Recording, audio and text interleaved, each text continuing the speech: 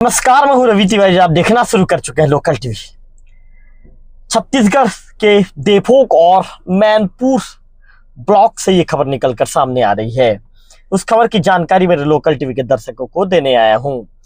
छत्तीसगढ़ के देवभोग मैनपुर क्षेत्र के जहां पर संकीर्तन गुरुजन अपनी परंपराओं को जीवित रखने के लिए और सामाजिक एकता को मजबूत करने के लिए उन्होंने एक बैठक का आयोजन किया। बैठक में सभी गुरुजन एकत्रित हुए थे। दिन था रविवार का दिन, 31 अगस्त 2025 की तारीख और जगह थी कांदा डोंगर प्रांगण। ये कोई साधारण बैठक नहीं थी, बल्कि एक ऐसा निर्णय स्थल जहां भविष्य की तैयारियां और परंपराओं का संरक्षण तय हुआ।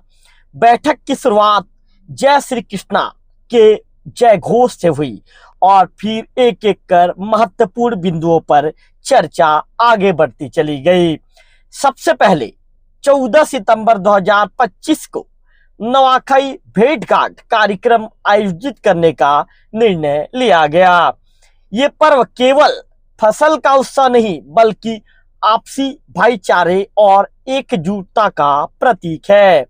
बैठक में यह भी तय हुआ कि सांस्कृतिक विरासत को संवारने वाले कलाकारों को प्रोत्साहन दिया जाएगा।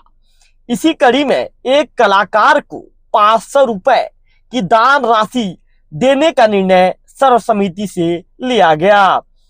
जनप्रतिनिधियों को आमंत्रित करने पर भी चर्चा हुई, क्योंकि इस कार्यक्रम का मकसद सिर्फ धार्मिक नहीं, बल्कि सामाजिक मेल मिलाप को और मजबूत करना है।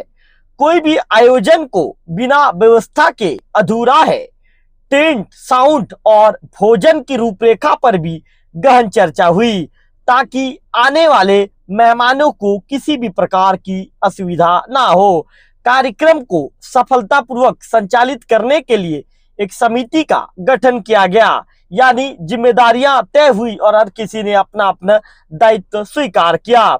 बैठक में यह भी प्रस्ताव रखा गया कि कार्यक्रम का प्रचार प्रसार करने के लिए बैनर छपवाए जाए, ताकि पूरे क्षेत्र में इस आयोजन की गूंज सुनाई दे। सभी चर्चाओं के बाद यह तय हुआ कि अगली बैठक 7 सितंबर 2025 को होगी, यानी योजना का हर कदम व्यवस्थित और सुनियोजित तरीके से आगे बढ़ रहा है। आखिरी में सर्वसम्मति से जो प्रस्ताव पारित हुआ और जय श्री कृष्णा के जय घोष के साथ बैठक का समापन हुआ। ये केवल बैठक नहीं थी, बल्कि परंपरा, संस्कृति और एकता का संगम था। तो निश्चित तौर पर एक बड़े बैठक का जो आयोजन किया गया था, आयोजन के संबंध में आपको जानकारी दे रहा था। और भी कुछ विशेष जानकारी है जो लोकल टीवी के दर्शकों को देना चाहूंगा। आपको बताना चाहूंगा कि जो बैठक जिस तरह से आयोजन किया गया था, बैठक में चंदन सोनी जी को, जो अध्यक्ष की जिम्मेदारी चंदन सोनी जी को दी गई है, तो चंदन सोनी जी को लाइन पर जोड़ना चाहूंगा। चंदन जी से बातचीत करूंगा। बातचीत करने का लोकल टीवी प्रयास करेगा। यदि चंदन जी फोन उठाएंगे तो उनसे हम सीधे बातचीत करने का प्रयास करेंगे और जानेंगे कि चंदन जी इस मैटर को लेकर क्या कहना चाहते हैं। उन्हें जो जिम्मेदारी मिली है उसे निर्वहन के लिए किस तरह का कदम उठाएंगे। चंदन जी को संघ के अध्यक्ष के रूप में जिम्मेदारी दी गई है।